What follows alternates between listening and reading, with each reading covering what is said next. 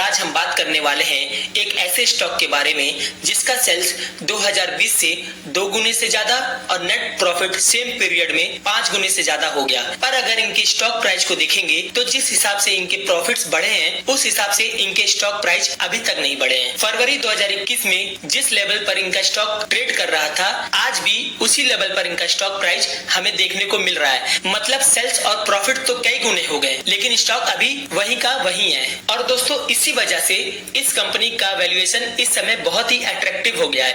इनका current price to earning देखेंगे तो वो सिर्फ और सिर्फ 5.39 का देखने को मिल रहा है, जो दिखाता है कि कंपनी इस समय बहुत ही ज्यादा अंडर वैल्यूड हो चुकी है।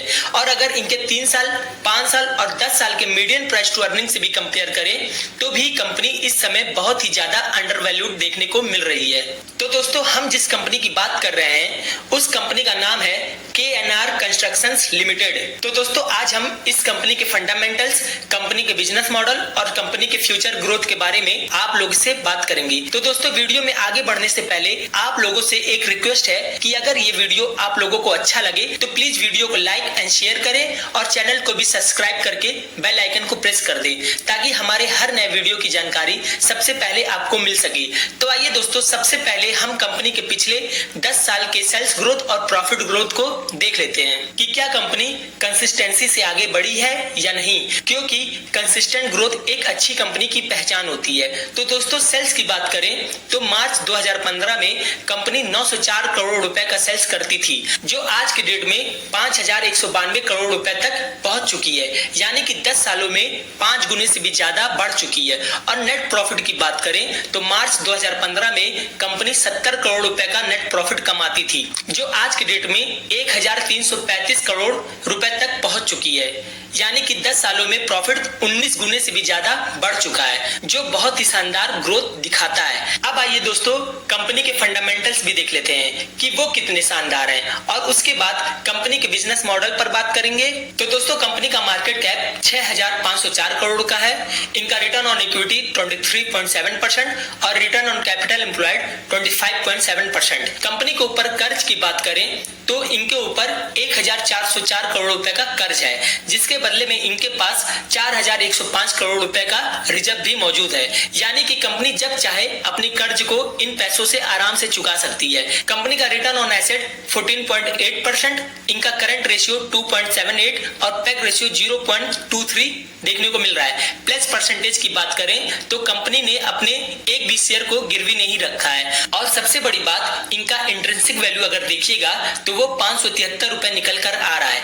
मतलब जिस हिसाब से कंपनी की ग्रोथ हुई है उस हिसाब से अभी इनका स्टॉक प्राइस 573 रुपए होना चाहिए था, लेकिन अभी इनका स्टॉक हमें कितने में मिल रहा है, सिर्फ और सिर्फ 231 रुपए में। तो दोस्तों कंपनी का शेयर होल्डिंग भी देखे तो वो भी जबरदस्त है। प्रोमोटर्स की होल्डिंग 48.81%, FIIs की होल्डिंग 6.91%, DIIs की होल्डिंग 28.31% और पब्लिक की होल्डिंग सिर्फ 15.96%। और DIIs में भी आप देखेंगे तो बहुत बड़े बड़े म्यूचुअल फंड हाउसेस के नाम शामिल हैं, जैसे HDFC म्यूचुअल फंड के पास 8.20%, DSP के पास 3.57%, SBI के पास 4.31%, कैनरा रोबेको म्यूचुअल फंड के पास 2.14% और ऐसे ही कई सारे म्यूचुअल फंड ने इस कंपनी में स्टेक ले रखे हैं, यानी कि इन्हें भी इस कंपनी पर भरोसा है। तो दोस्तों कंपनी के फंडामेंटल्स में तो कोई कमी नहीं है। अब आइए दोस्तों जान लेते हैं कि KNR कंस्ट्रक्शंस लिमिटेड है क्या। KNR कंस्ट्रक्शंस की कहानी शुरू होती है 1995 में, जब हैदराबाद में इस कंपनी की नींव रखी गई थी बाय मिस्टर के नरसिम्हा रेड्डी द्वारा। स्टार्टिंग में ये कंपनी रोड बनाने और सिविल इंजीनियरिंग काम करने वाली एक EPC कंपनी थी, पर जैसे जैसे ये कंपनी ग्रो हुई वैसे वैसे इन्होंने flyovers, bridges, irrigation projects, urban water management जैसे नए नए सेक्टर में भी एक्सपेंड करना स्टार्ट कर दिया। दोस्तों कंपनी पिछले 30 सालों से लगातार शानदार और हाई क्वालिटी वाले प्रोजेक्ट्स बनाते आ रही है। दोस्तों कंपनी ने अब तक 8700 प्लस लेन किलोमीटर्स के रोड प्रोजेक्ट्स कंप्लीट किए हैं एंड अक्रॉस 12 स्टेट्स में अपनी सक्सेसफुल प्रेजेंस बनाई है। दोस्तों इस कंपनी का EPC engineering, procurement, constructions, HAM hybrid annuity model और BOT build operate transfer models में काफी स्ट्रॉन्ग प्रेजेंस है। दोस्तों अगर इनके ऑर्डर बुक की बात करें करें तो 31 दिसंबर 2024 तक कंपनी के पास 3,888 करोड़ के ऑर्डर्स थे, लेकिन रिसेंटली इन्होंने 1,629 करोड़ रुपए के और नए ऑर्डर्स जीते हैं। यानी कि अगर टोटल ऑर्डर बुक वैल्यू देखें तो वो 5,517 करोड़ का देखने को मिल रहा है। दोस्तों, इनका एक बड़ा अचीवमेंट ये है कि प्रोजेक्ट एग्जीक्यूशन एफिशिएंसी में ये इंडस्ट्री के टॉप प्लेयर्स में काउंट किए जाते हैं। काफी प्रोजेक्ट्स इन्होंने शेड्यूल से पहले कंप्लीट किए हैं, जो इंफ्रास्ट्रक्चर इंडस्ट्री में एक रेयर फीट है। प्रोजेक्ट्स जल्दी कंप्लीट करने पर कंपनी को कई बार बोनस भी मिला है। दोस्तों, कंपनी के पास 1,443 करोड़ रुपए के अपने खुद के कंस्ट्रक्शन इक्विपमेंट है। इससे ये फायदा होता है कि जो भी ये काम कराते हैं उस पे इनका फुल कंट्रोल रहता है और काम फास्ट और क्वालिटी में होता है। दोस्तों, कंपनी के पास टोटल 2,470 एक्सपीरियंस एम्प्लॉयज का टीम है और इसके साथ साथ अगर इनके क्लाइंट्स लिस्ट को भी देखें तो उसमें national highways authority of India, ministry of road transport and highways, state governments और प्राइवेट प्लेयर्स जैसे सद्भाव इंजीनियरिंग और जीएमआर ग्रुप जैसे बड़े नाम शामिल हैं। दोस्तों, कंपनी के प्रमोटर्स की बात करें तो पहला नाम आता है मिस्टर के नरसिम्हा रेड्डी का। ये कंपनी के फाउंडर और मैनेजिंग डायरेक्टर है। इनका 50 साल से ज्यादा का एक्सपीरियंस है हाईवेज और कंस्ट्रक्शन सेक्टर में। इन्होंने अपना करियर 1968 में शुरू किया था सिविल और मैकेनिकल कॉन्ट्रैक्ट्स का काम करके। ये मल्टी प्रोजेक्ट मैनेजमेंट में एक्सपर्ट हैं और इनका project planning, scheduling, cost control जैसे क्रिटिकल एरियाज में काफी तजुर्बा है। दूसरे प्रमोटर हैं मिस्टर के जलंधर रेड्डी। इनके पास 25 साल से ज्यादा का एक्सपीरियंस है हाईवेज और इंफ्रास्ट्रक्चर सेक्टर में। इन्होंने अपना करियर प्रोजेक्ट मैनेजर के रूप में शुरू किया था केएनआर कंस्ट्रक्शंस में और ये 1 अप्रैल 1997 को एग्जीक्यूटिव डायरेक्टर बनाए गए। ये टेंडरिंग और न्यू प्रोजेक्ट कॉन्ट्रैक्ट जीतने के काम को लीड करते हैं और कंपनी के मेजर प्रोजेक्ट का डायरेक्ट सुपरविजन करते हैं। दोस्तों, ये तो हो गई कंपनी के पास्ट और प्रेजेंट की बातें।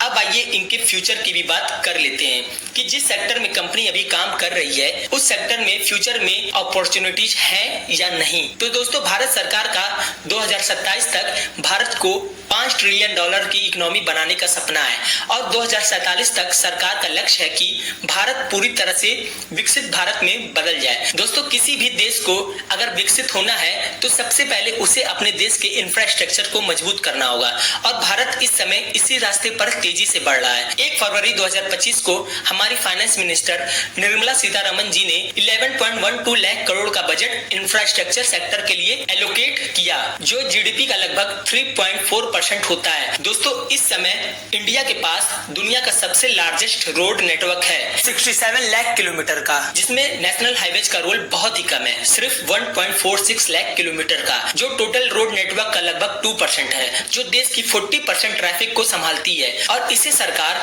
2030 तक 2 लाख किलोमीटर तक पहुंचाना चाहती है और इसके लिए भारत सरकार ने भारतमाला परियोजना जैसे प्रोजेक्ट्स भी लॉन्च किए हैं। तो दोस्तों, इससे एक बात तो समझ में आ रही है कि 10-15 साल इस कंपनी के लिए बहुत ही बेहतरीन होने वाले हैं, क्योंकि कंपनी का रेपुटेशन अभी तक बहुत ही अच्छा है और कंपनी ज्यादातर अपने प्रोजेक्ट्स को टाइम से पहले ही कंप्लीट कर देती है। दोस्तों, ये तो हो गई अच्छी बातें। अब आइए रिस्क को भी जान लेते हैं। तो पहला है लैंड एक्विजिशन रिस्क। दोस्तों, लैंड एक्वायर करने में काफी टाइम लगता है। अगर लैंड एक्विजिशन में डिले होता है तो प्रोजेक्ट्स लेट होते हैं और कॉस्ट बढ़ सकती है। दूसरा है इन्वायरमेंटल क्लियरेंस रिस्क। दोस्तों, बड़े इंफ्रास्ट्रक्चर प्रोजेक्ट्स को इन्वायरमेंटल रिलेटेड अप्रूवल चाहिए होते हैं। अगर इन्वायरमेंटल अप्रूवल्स में डिले होता है तो प्रोजेक्ट रुक सकता है। तीसरा है फंडिंग फाइनेंशियल रिस्क। तो दोस्तों, इंफ्रास्ट्रक्चर प्रोजेक्ट्स में पैसा लगाने के लिए लॉन्ग टर्म फंडिंग चाहिए। अगर टाइमली फंडिंग ना मिले या इंटरेस्ट रेट्स बढ़ जाएं तो कैश फ्लो डिस्टर्ब हो सकता है। चौथा है लेबर शॉर्टेज रिस्क। दोस्तों, स्किल्ड और ट्रेन वर्कर्स की कमी कभी-कभी काम की स्पीड को स्लो कर सकती है। पांचवा है कंपटीशन रिस्क। दोस्तों, इंफ्रास्ट्रक्चर सेक्टर में अब डोमेस्टिक और इंटरनेशनल कंपनीज काफी एग्रेसिवली काम कर रही हैं और ज्यादा कंपटीशन होने से प्रॉफिट कम हो सकता है। अब आइए दोस्तों, कंपनी के लेटेस्ट कॉन्फ्रेंस कॉल में क्या डिस्कशन हुए उन्हें भी जान लेते हैं। तो मैनेजमेंट ने बताया कि इनका एम है सितंबर 2025 के लास्ट तक 6000 से लेकर 8000 करोड़ के न्यू ऑर्डर इनफ्लो लाने का। दोस्तों, इन्होंने ये भी बताया कि अब ये न्यू सेक्टर पर भी फोकस कर रहे हैं। इन्होंने मेट्रो प्रोजेक्ट्स और रेलवे में भी बिडिंग की थी, लेकिन फिलहाल कोई टेंडर नहीं जीता। माइनिंग प्रोजेक्ट्स में भी एंट्री लेने की प्लानिंग की जा रही है और इसके लिए इन्होंने सिंगरौली एरिया में बिड भी किए हैं। दोस्तों मैनेजमेंट ने बताया कि तेलंगाना सरकार से इनको 977 करोड़ रुपए लेने हैं। 1.5 साल से पेमेंट डिले हो रहा है, जिसके लिए कंपनी ने कोर्ट केस फाइल किए हैं। दोस्तों मैनेजमेंट ने मार्जिन एंड रेवेन्यू गाइडेंस देते हुए कहा है कि FY26 में रेवेन्यू में 10 to 15% डिक्लाइन एक्सपेक्टेड है और एबिटा मार्जिन 15% के आसपास मेंटेन करने की कोशिश रहेगी। तो दोस्तों हमने अभी तक लगभग सब कुछ कंपनी के बारे में जान लिया। हमने इनके फंडामेंटल्स देख लिए, बिजनेस को समझ लिया, फ्यूचर में कंपनी के पास क्या क्या अपॉर्चुनिटीज हैं इसको भी जान लिया और साथ ही साथ इनके रिस्क को भी समझ लिया। तो अब सवाल आता है कि क्या हमें इस कंपनी में इन्वेस्टमेंट करना चाहिए या नहीं। तो इसका सिंपल सा जवाब है कि अगर आप एक लॉन्ग टर्म इन्वेस्टर हैं तो आप जरूर कर सकते हैं। इसका मतलब ये नहीं कि आपको करना ही है।